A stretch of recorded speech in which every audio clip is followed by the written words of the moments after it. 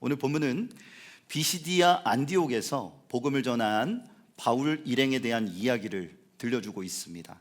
바울은 회당에 모인 유대인들에게 이스라엘의 역사를 구속사적인 차원에서 간략하게 나열하면서 모든 포커스를 누구한테 맞췄죠?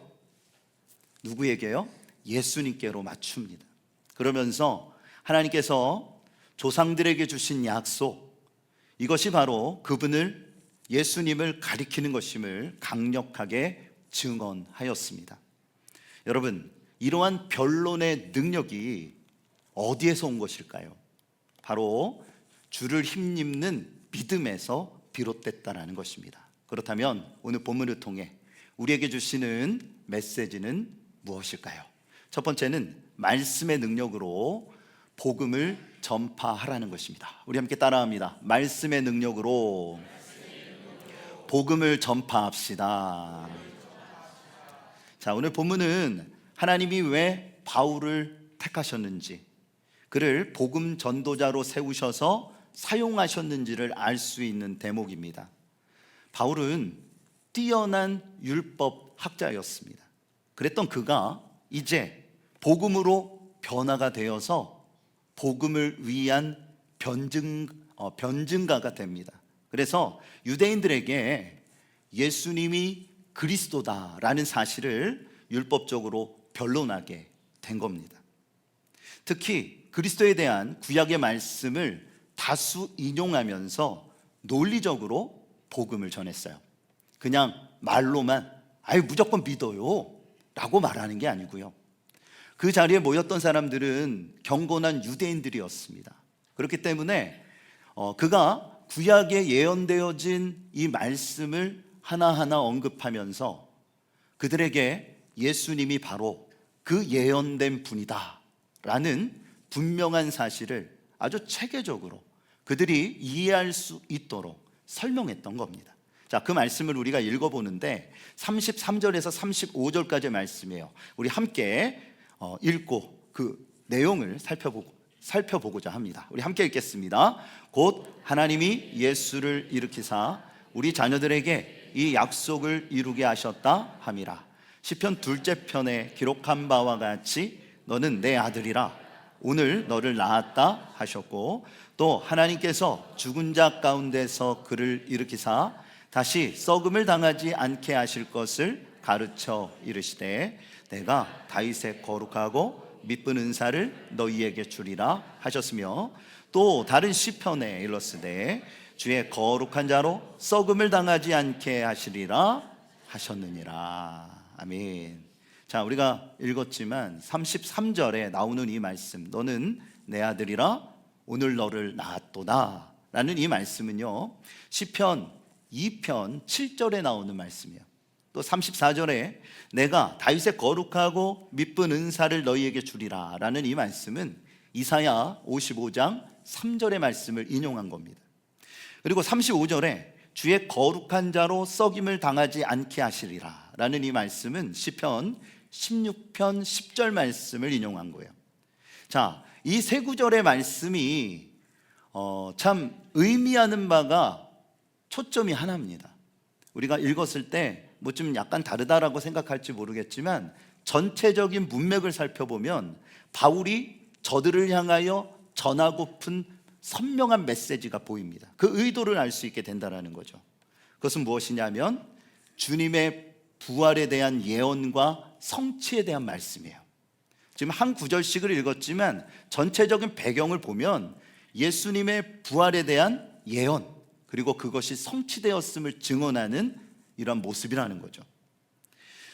종교 지도자들에 의하여 만들어진 당시의 속성, 속설, 또한 소문, 이런 것들이 있었습니다. 그게 뭐냐면 기절설입니다. 예수님이 십자가에 달려 죽으신 게 아니고 잠시 기절하셨는데 예수님이 깨어나신 거라는 거예요. 그래서 예수님이 부활한 게 아니다, 기절한 거다라고 그렇게 소문을 흘렸어요. 또 도난설이 있어요. 예수님이 십자가에 달려 죽으신 건 맞는데 사실은 제자들이 예수님의 시신을 훔쳐가서 예수님이 부활했다라는 소문을 낸 거다라고 많은 사람들 가운데 알려졌어요. 여러분, 소문이라는 게 어떻습니까? 그게 맞으면 맞네, 아니면 말고 라는 게 예나 지금이나 비슷하지 않습니까? 그러자 바울이요, 주님을 바라보면서 잘못된 이 소문, 이것을 바로잡는 거예요. 어떻게 해요? 그냥 말로 하는 게 아니라 말씀을 근거로 해서 이야기를 하고, 주께서 실제로 십자가에서 죽으셨다가 부활하셨음을 강조하는 것입니다. 이것이 예언되어져 있었고 그 예언이 성취가 되었다라는 거죠. 그러면서 두 가지의 결론에 도달하게 돼요. 자, 38절, 39절을 다 같이 함께 읽겠습니다. 그러므로 형제들아, 전하는 이것이며 또 모세의 율법으로 의롭다 하심을 얻지 못하던 모든 일에도 이 사람을 힘입어 믿는 자마다 의롭다 하심을 얻는 이것이라. 아멘. 자, 첫 번째가 뭐죠? 38절에 보면 이 사람을 힘입어. 이 사람이 누굽니까? 예수님이죠. 예수님을 힘입어 죄 사함을 받는다라는 거예요. 그것이 바울이 그들에게 선포한 아주 중요한 복음의 결론이에요. 두 번째는 뭐냐면 또 39절에 보니까 똑같은 말이 나오죠. 이 사람을 힘입어. 예수님을 힘입어서 믿는 자는 어떻게 됩니까? 의롭게 여겨진다라는 거예요. 여러분에게 묻겠습니다. 정말 예수님을 힘입게 될 때 죄사함을 얻으셨습니까? 또한 예수님을 힘입어 믿는 자가 되었을 때 주님께서 여러분을 의롭게 하심을 믿으십니까? 여러분, 이것을 하나로 다시 한번 정리하자면 예수님을 힘입어 믿는 자는요, 죄사함을 받아 의롭게 된다라는 거예요. 저들은 어떻게 믿었습니까? 유대인들은 어떻게 믿었어요? 혈통적인 것을 믿었죠. 자신들이 아브라함의 후손이기 때문에 그 혈통을 이어받았기 때문에 당연히 구원을 받는다라고 믿었어요. 그런데 바울은 뭐라고 말합니까? 그게 아니라는 거예요. 예수 그리스도를 힘입을 때 죄사함을 받게 되는 것이고, 예수 그리스도를 힘입어 믿게 될 때 의롭다 하심을 얻게 된다라는 거예요. 혈통과는 관계가 없는 것입니다. 이것은 믿음의 영역이고 하나님이 주시는 선물이라는 것입니다. 그것을 그가 힘있게 전파하게 되었을 때 하나님께서 주시는 은혜가 그 자리 가운데 임하게 되었다라는 거죠. 여기서 우리가 알 수 있는 게 뭐예요? 바울은 맹목적으로 이야기하지 않았어요. 내가 선포하니 믿으라, 그렇게 말하지 않습니다. 하나님의 말씀을 인용하면서 말씀의 능력을 힘입어서 분명한 진리를 그들 가운데 선포했다라는 것입니다. 우리도 마찬가지예요. 여러분, 말씀의 능력이 여러분들 가운데 있으시기를 축복합니다. 말씀을 읽고 우리가 들을 때에 그 말씀이 들려져야 돼요. 그 말씀의 의미가 가슴팍에 새겨져야 합니다. 그리고 그 말씀의 능력으로 복음을 전할 수 있어야 합니다. 내가 확신도 없는데 어떻게 다른 사람들에게 복음을 제시할 수 있겠습니까? 여러분, 주님의 말씀이 나를 붙들어 주실 때 그제서야 내가 주님의 복음을 이 세상 가운데 선포할 수 있는 상황에 이르게 되는 거예요. 내가 하는 것이 아니라 성령께서 도우실 때 가능한 것입니다. 여러분, 말씀의 능력이 여러분들 가운데 가득하셔서 바울처럼 하나님께 귀하게 쓰임받을 수 있는 복된 인생이 되어주시기를 축복합니다. 두 번째는 무엇이냐 하면 하나님의 은혜 안에 항상 머물라는 거예요. 우리 함께 따라합니다. 하나님의 은혜 안에, 우리 옆 사람들을 축복합니다. 항상 머무시기를 바랍니다. 예, 하나님의 은혜 안에 항상 머무세요. 바울은 아직도 의심하며 믿지 못하는 자들, 그러니까 바울이 이 복음의 메시지를 선포했을 때 두 부류가 생겨납니다. 하나는 믿지 못하는 자들, 또 다른 부류는 그 말씀을 수용하고 믿는 자들, 이 두 부류가 생겨납니다. 그러자 이렇게 경고를 해요. 하박국 1장 5절 말씀을 인용하는데, 자, 40절, 41절 말씀을 우리 다 같이 함께 읽겠습니다. 그런즉 너희는 선지자들을 통하여 말씀하신 것이 너희에게 미칠까 삼가라. 일러스되 보라, 멸시하는 사람들아, 너희는 놀라고 멸망하라. 내가 너희 때를 당하여 한 일을 행할 것이니 사람이 너희에게 일러줄지라도 도무지 믿지 못할 일이라 하였느니라 하니라. 아멘. 예나 지금이나 마찬가지인 것 같아요. 하나님의 말씀을 마음에 받아서 의의 길로 가는 사람들이 있고, 다른 한편으론 무시하거나 거부해서 멸망의 길로 빠져드는 사람들이 있습니다. 참 안타까운 일이죠. 여러분, 여기서 우리가 분명히 짚고 가야 될 게 뭘까요? 그 사람들이 멀리 있는 게 아닙니다. 여러분들 가족 가운데도 계실 거예요.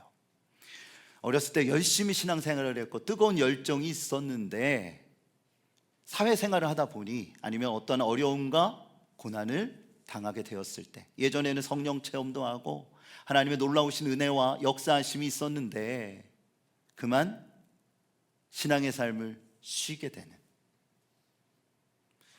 사투리로 그러죠, 미끄러지는 그러한 모습의 이러한 가족들이 어느 가정이나 있습니다. 저희 집안에, 가문에도 있어요. 여러분, 우리가 정말 신앙 안에 산다라는 건 뭘까요? 우리가 해야 될 최선의 노력은 무엇일까요? 그들을 위해 쉬지 말고 기도하는 것입니다. 여러분, 기도밖에는 방법이 없습니다. 그리고 하나님이 주시는 그 기회 속에 우리가 그들을 향하여 진리의 말씀을 제시하는 것밖에 없어요. 우리가 함께 계속 기도했으면 좋겠습니다. 저 멀리에 있는, 외국에 있는 그런 나라에 하나님께서 또한 함께 하셔서 저들이 복음을 받아들이고 믿음의 귀한 역사를 이루기 위하여 기도하는 것도 너무 소중하고 중요합니다. 그와 함께 더 중요한 것은 무엇이냐 하면 여러분 주변에 있는 가까운 사람들이에요. 여러분의 배우자나 부모님 혹은 자녀들, 후손들이 주님을 만나고 믿음 안에서 온전한 신앙과 하나님께서 원하시는 귀한 역사를, 위대한 신앙을 계승받아 나아가는 그 은혜가 있기를 위하여 우리는 쉬지 말고 기도해야 한다는 것입니다. 그때에 하나님께서 기회를 주십니다. 하나님께서 우리의 입술을 통해 말씀의 능력으로 저들에게 복음을 제시하고, 하나님께서 또한 저들에게 마음의 감동을 주셔서 하나님께로 돌아오게 하시는 능력의 역사가 나타나게 된다는 거예요. 자, 바울이 이 회당에서 복음을 전파했을 때 어떠한 결과가 맺어졌나요? 바울의 메시지에 수많은 영혼들이 주님께로 돌아옵니다. 그리고 이렇게 부탁해요. 다음 주에도 또 와주십시오. 다음 주에도 오늘 선포한 이 메시지를 우리 가운데 들려주십시오. 자, 43절을 우리가 함께 읽게 되는데, 이 이야기를 듣게 되자 바울이 그들을 향해 권면한 말씀이에요. 우리 함께 읽습니다.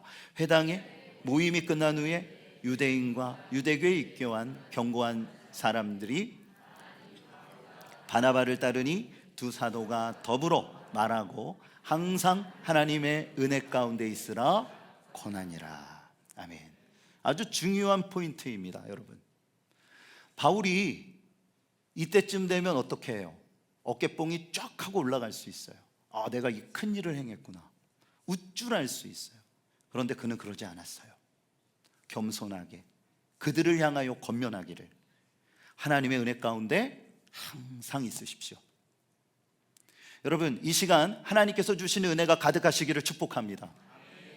우리가 하나님의 은혜를 받고 경험하잖아요. 그러면 그 은혜가 우리 가운데 머물러 있어야 돼요. 그런데 어떻게 됩니까? 예배당을 나와서 주차장에서부터 우리의 은혜가 쏟아지기 시작합니다. 깨지는 거예요. 여러분, 집문에 들어갔을 때, 아니면 세상 사람들을 만났을 때, 아니면 운전했을 때, 아, 예배 드렸을 때는 은혜가 충만하고 나의 영혼이 기쁨이 가득했는데, 세상에 바람을 맞고 아니면 여러 가지의 어려움을 겪게 되면서 우리가 해야 될 일은 뭐냐면 그 은혜를 나누는 거예요. 이 세상 가운데 흘려보내야 합니다. 그런데 그러지 못하고 은혜를 쏟아버리는 이러한 일들이 우리의 삶 가운데 얼마나 많습니까? 오늘 이중주차가 되게 심하다라고 합니다. 전화 잘 받아주시고, 그리고 또 서로 날씨도 더우니까요, 배려하면서 함께 하셨으면 좋겠어요. 은혜를 쏟지 않았으면 좋겠습니다. 여러분, 은혜가 충만하면 사탄도 역사해요. 뭐를요? 사탄이 어떤 역할을 하려고요? 그 은혜를 쏟으려고. 그래서 저들이 유혹과 시험, 여러 가지의 환난을, 그런 요소들을 가져다 준다라는 거예요. 참 어이가 없는 건 뭐냐면, 우리가 은혜를 쏟는 이런 모든 일들이 사실은 사소한 일이에요. 별거 아닌 일이에요. 나라를 구하는 일이라면 모르겠습니다. 그런데 정말 사소한 나의 감정과 자존심과 이러한 것들로 인해서 쏟아지는 모습들을 보게 된다는 거죠. 그러기에 우리는 하루를 시작할 때 하나님의 은혜를 구하고 성령의 충만함을 구해야 될 줄을 믿습니다. 아침에 눈에 뜰 때 얼마나 바쁘고 힘드세요. 많은 기도를 해야 되겠지만 그러한 마음으로 여유 있게 일어나셔서 기도하시는 분들 그렇게 하시면 더 좋고요. 정말 일어나자마자 바삐 움직이셔야 될 분들, 적어도 10초 이상의 시간이 있을 거 아닙니까? 그러면 일어나서 제일 먼저 하나님 은혜를 베풀어 주십시오. 성령의 충만함을 부어 주십시오. 그렇게 하면서 하루를 시작하셔야만 한다라는 거죠. 그럴 때에 이 모든 것들 예수 안에서 넉넉히 이기게 되어질 줄을 믿습니다. 제가 목회를 하면서 이제 설교를 하잖아요. 그러면 참 제 입장에서는 황당한 이러한 일들을 겪을 때가 있어요. 그게 뭐냐면, 제가 생각해도 설교를 너무 잘 준비했어요. 이 원고가 너무 훌륭해요. 책으로 써도 좋을 것 같다 라는 마음에서 너무나도 좋다, 이번 주에는 은혜를 끼칠 수 있는 것 같아 라는 생각을 갖고 원문을 준비하고 딱 설교를 해요. 그리고 우리 교우들을 딱 보니까 그렇지가 않아요. 죽 썼어요. 다른 한편으론 저는 참 설교를 미리 준비하는 편인데, 설교를 딱 준비하고 제일 중요한 게 뭐냐면 초고를 쓰는 게 아니더라고요. 저도 이제 20년 이상 목회를 하면서 느끼는 게 그 말씀을 다듬는 거예요. 계속 줄이는 거예요. 군더더기가 붙지 않도록 이제 줄여가고 깎아내고, 저는 이제 이런 표현을 씁니다. 보약을 다릴 때, 요즘 그럴 일은 거의 없으신데, 보약을 다릴 때 센 불도 안 되잖아요. 자, 유지하면서 데려내는 것처럼 토요일 날이 그래서 중요해요, 저한테는. 그래서 그때에 이제 말씀을 다듬고 묵상하고 또 깎아내고 지워내고 그러는 시간을 갖거든요. 그런데 그렇지 못할 때가 있어요. 너무 바쁘고 힘들다 보면 그 시간이 부족할 때가 있어요. 그러면 마음속에 생각이 듭니다. 하나님, 오늘 죽을 것 같은데 도와주십시오. 그러고서는 설교를 하면 좀 부족한데 또 많은 교우들이 큰 은혜를 받아요. 아멘 하시면 안 돼요. 제 입장에서는 이게 뭡니까? 그러면서 제가 깨달은 게 있어요. 여러분, 설교를 준비하는 과정은 제가 철저히 성실하게 최선을 다해야 돼요. 기도하면서 제가 할 수 있는 최선의 노력을 다하는데, 강단에 서면 그때부터는 제가 하는 게 아니에요. 성령께서 하시는 겁니다. 그거를 제가 깨달았어요. 그래서 이전까지는 마음의 두려움과 떨림과 또한 최선의 노력을 다하지만 앞에 설 때는 담대하게 외치는 거예요. 왜요? 이것은 성령의 영역이에요. 그래서 여러분, 목사들을 봤을 때 은혜 받았습니다라는 말을 하시면 안 돼요. 은혜는 누가 주는 거예요? 목사가 주는 겁니까? 수고하셨습니다라는 말이 맞는 거예요. 은혜는 누가 주시는 거예요? 하나님이 주시는 거예요. 목사는 쓰임받는 도구일 뿐입니다. 그냥 스피커예요, 스피커.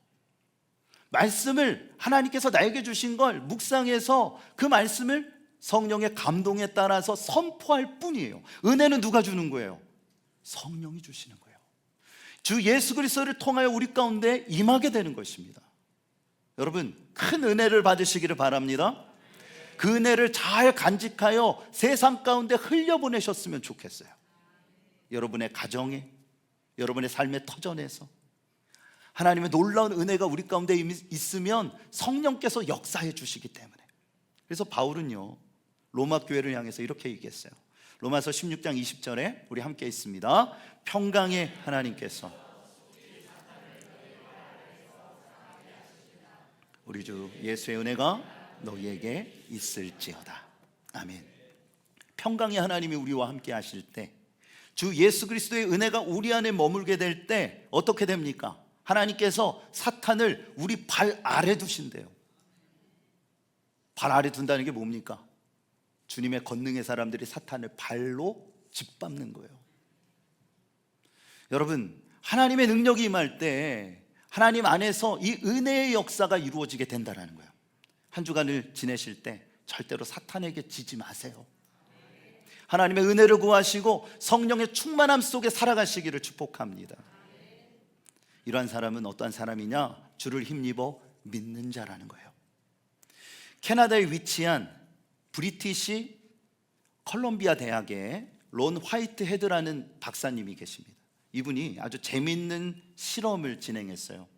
도미노의 숨은 힘을 알아보기 위해서. 사진 좀 보여주시겠어요? 여러분, 도미노 하면 어떠한 이미지가 떠오르십니까? 길게 늘어선 블록을 갖다가 넘어뜨려서 예술과 같은 이런 경제의 모습을 우리가 볼 수 있지만, 이분이 실험하신 건 제일 작은 이러한 블록으로부터 시작해서 13개를 만들었는데 1.5배의 크기로 크게 만드는 거예요.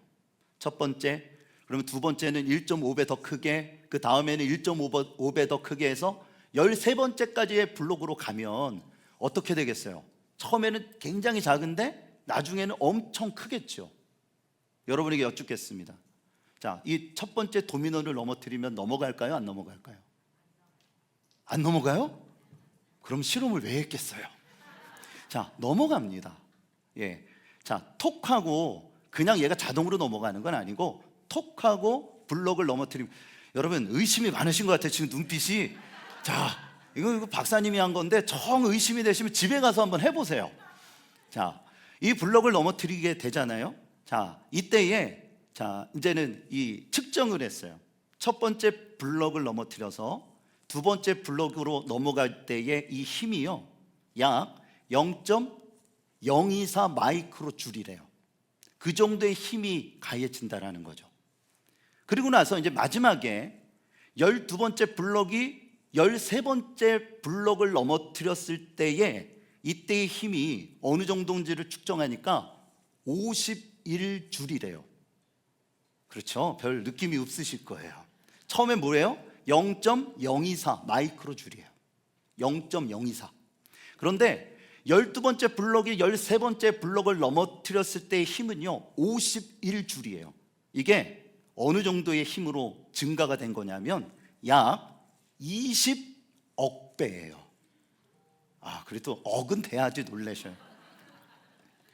그냥 넘어간 게 아니고 20억 배의 힘이 점점점 기하급수적으로 증가했다라는 뜻입니다. 이걸 뭐라고 말하냐면 도미노 효과라고 하는 거예요. 도미노 효과. 정말 별거 아닌 것 같은데 그 작은 힘이요, 넘어지고 더 큰 것을 넘어뜨리면서 첫 번째 블록이 마지막 블록을 넘어뜨릴 확률은요 전혀 없어요. 그런데 작은 것 하나가 조금 더 큰 거를 넘어뜨리고 더 큰 거를 넘어뜨리기 시작하면 나중에는 상상할 수도 없는 큰 힘으로 증가하여 굉장히 큰 블록을 넘어뜨리게 된다는 거죠. 여러분, 우리는 이 시대에 복음의 도미노 효과를 일으키는 사역을 행해야 합니다. 바울이 소아시아, 오늘 비시디아 안디옥에 있잖아요. 이곳에서 그가 복음을 전한 것, 두 사람이 가서 그들에게 복음을 전하잖아요. 얼마나 볼품없고 미약해 보입니까? 바울이 사도행전에 보면 몇 번의 전도 여행을 가게 되죠? 4번이죠. 3번의 전도 여행을 하고 4번째는 죄수가 돼서 로마로 갑니다. 얼마나 가면 갈수록 좋아져야 되는데 이거는 언제 죽을지 모르고 심지어는 자칭 제수가 돼서 로마 황제를 만나기 위해 가잖아요. 얼마나 볼품없습니까? 그런데요, 역사를 살펴보니까 복음의 도미노 효과가 엄청나요. 300년 후 주 313년입니다. 밀라노 칙령이 내려져요. 바울이 복음을 전했던 그 시절은 박해의 시절이에요. 네로 황제로부터 시작되어진 그 억울한 누명, 기독교인들이 로마 시내에 불을 질렀다. 그거로 인해서 엄청난 박해와 순교자들이 생겼잖아요. 그렇게 되어지면서 300년의 시간이 흘러났는데 이때 밀라노 칙령이라는 것이 내려져요. 기독교는 로마 정부로부터 신앙의 자유를 인정받아서 박해의 시대가 끝납니다. 그리고요, 주 391년 테살로니가 칙령으로요, 기독교가 로마의 국교가 돼요. 복음의 도미노 효과예요. 수많은 사람들이 순교당하고 그 안에서의 고통과 박해와 어려움이 있었지만 그들은 믿음을 지켰어요. 주 예수 그리스도를 믿는 그 믿음을 지켰어요. 끝까지 복음을 선포하며 믿음 안에서 달려가게 되니까 그 복음의 도미노 효과를 통하여 믿음의 귀한 역사와 결실이 이루어지게 되었다는 것입니다. 그리하여 유럽을 넘어서 지구의 전체를 향하여 복음이 전해지는 그 믿음의 역사로 이루어지게 되었다라는 거예요. 여러분, 우리 또한 마찬가지입니다. 그 역사는 지금도 계속되고 있음을 믿습니다. 저는 기도하기는 우리의 사역이 이 지역과 온 열방을 향해 나아가기를 소망합니다. 그와 더불어 여러분의 가정 가운데 임하기를. 빗장이 닫힌 여러분의 가족들, 그것이 진정한 땅끝이 아니겠습니까? 그들에게 복음이 전해지고 주 예수 그리스도를 믿어 하나님의 놀라운 구원의 역사가 이루어지기를 주님의 이름으로 축복합니다. 제가 신방을 진행하면서 기도 제목을 받잖아요. 그러면 많은 분들의 제목이 그거예요. 나의 가족들과 함께 주일날 교회에 나와서 함께 예배했으면 좋겠습니다. 여러분, 기도를 쉬지 마세요. 말씀의 능력을 믿으시기를 바랍니다. 하나님의 은혜 안에서 우리가 포기하지 아니하고 나아가게 될 때 하나님이 반드시 일해 주실 거예요. 여러분을 사용하여 주시고 하나님의 위대한 역사 속에 해보다 더 밝은 하나님의 은혜와 믿음의 성령의 거룩한 역사가 아름답게 열매 맺게 되어질 줄을 믿습니다.